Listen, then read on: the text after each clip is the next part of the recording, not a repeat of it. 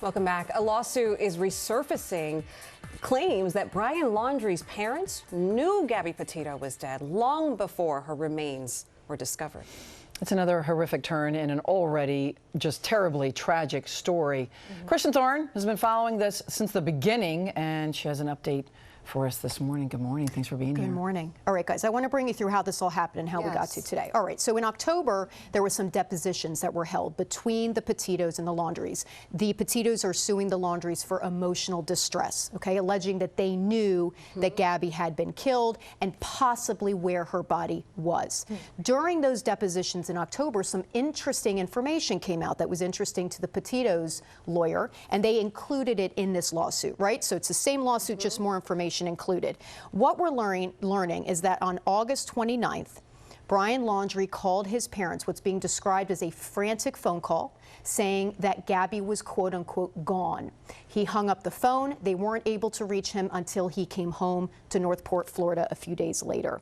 We later learned that on September 2nd, the attorney for the Laundries retained a law firm in a criminal defense firm in Wyoming and had also been looking and contacting other lawyers in the Wyoming area around this time, right? So all this information came out during depositions. We're learning that on August 29th, Christopher Laundrie and Roberta Laundrie, Brian's parents, advised them that Gabby was gone and that he needed a lawyer. He said that to them as well. I want to draw you back, though. Some of this is not entirely a surprise.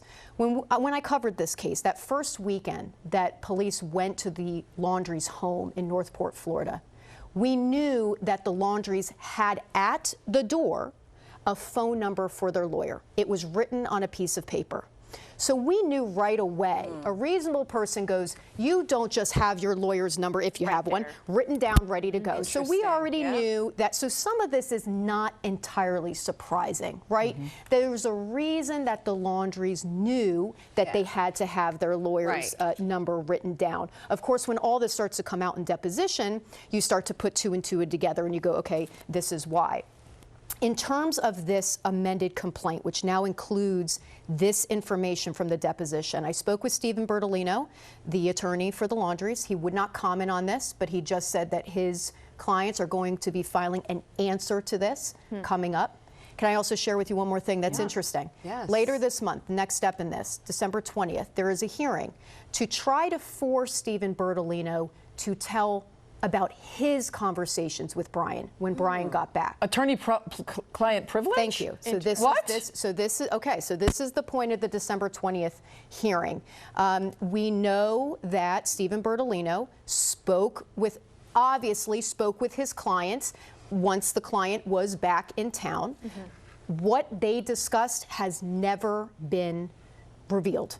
And because he has not been attorney-client privilege. So December 20th is sort of the next big step in this to try to figure out if Stephen Bertolino should be required to violate attorney-client privilege. Can he be compelled to do that? Well, a judge can compel. If there are reasonable arguments, a judge can compel. So that's where it's going to get interesting.